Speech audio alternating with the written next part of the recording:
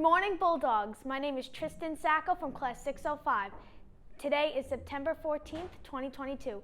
Please all rise for the pledge. I pledge allegiance to the flag of the United States of America and to the republic for which it stands, one nation, under God, indivisible, with liberty and justice for all.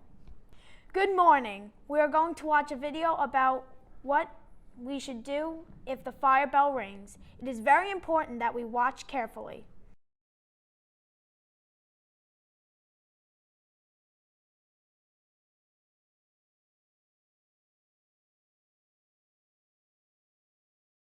There are many reasons in which a school evacuation may be necessary. Evacuations require people to move in an orderly fashion from point A to point B. The most common way that schools practice this action is a fire drill. Sometimes a drill is signaled solely by the fire alarm.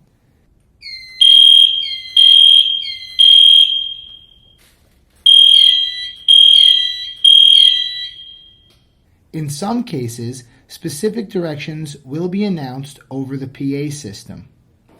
In a few minutes, we will be conducting an outdoor fire drill. Please remember to follow normal procedure throughout the drill. Please keep in mind the seriousness of a fire drill and the importance of your full cooperation. Attendance will be taken, so be sure to stay with your class at all times.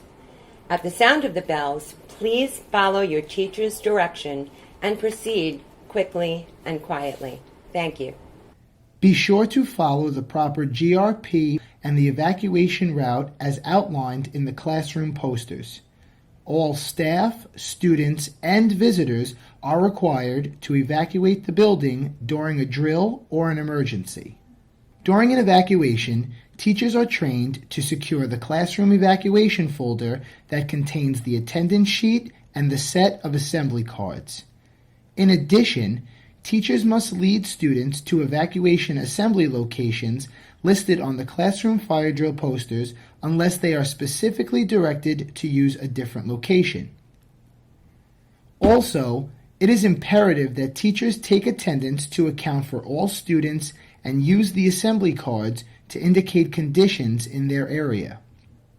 For a physical education teacher, be sure to alert a building response team member about situations where students may be in gym attire during a cold or rainy weather evacuation. When the fire alarm sounds, students should be trained to go to the stated location with their class as identified on the classroom fire drill poster. The students should be instructed to leave their belongings behind, form a single file line, and remain silent so that they are able to listen for additional evacuation instructions. In some situations, especially in fire or smoke conditions, the fire department or law enforcement may suggest that students hold hands with the person in front and behind them, cover their heads, or crawl. These methods are for self-protection. If directed, let law enforcement see your hands. This may be expected if law enforcement is conducting a room-by-room evacuation after a lockdown. During an evacuation, the building response team is activated and a command post must be established. The command post is a single location where administrators gather and relay information to the members of the building response team and first responders. The school nurse is also at the command post with a first aid kit on hand and the building response team kit. Here's how to use the assembly cards. At the evacuation destination, take attendance and verify the status of your students. If everything is okay and you have no missing or extra students, fold the sheet to show the green card and hold it where administrators and first responders can see it. If you have missing or extra students or can give first responders information, hold up the red card. If you need medical assistance, hold up the medical card. Remember, the school nurse is on the lookout for the medical card. During an emergency, staff must be prepared to assist individuals who speak languages other than English. I Speak cards are available to assist adults or students in an emergency. A successful evacuation drill will result in all staff and students returning to the building in a safe and orderly fashion. At the end of every drill or emergency, attendance must be taken, and any missing students must be immediately reported to the main office. As you saw, when the fire bell rings, we need to exit the building silently and quickly. We need to go down the staircase single file so the firefighters can get up the stairs. We need to stay calm. We need to stay online outside quickly so we can hear directions that may be given. Remember, we should never use our cell phone if we are evacuating the building.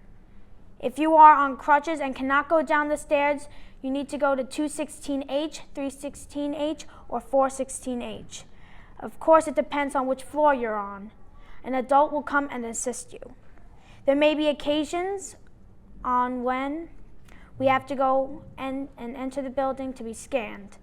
There is nothing to be afraid of. Students will be asked to place all metal objects on their person in their bags, purses, or in plastic trays prior to reaching the screening checkpoint. Everyone must walk through the magnetometer. I guess that's how you say it. Magnetometer. All right. The magnetometer represents the doorway. It is an apparatus designed to detect the presence of metal on a person. An alarm is generated when the metal is detected on a person. All of our teachers have been trained, so if you have any questions, ask right now.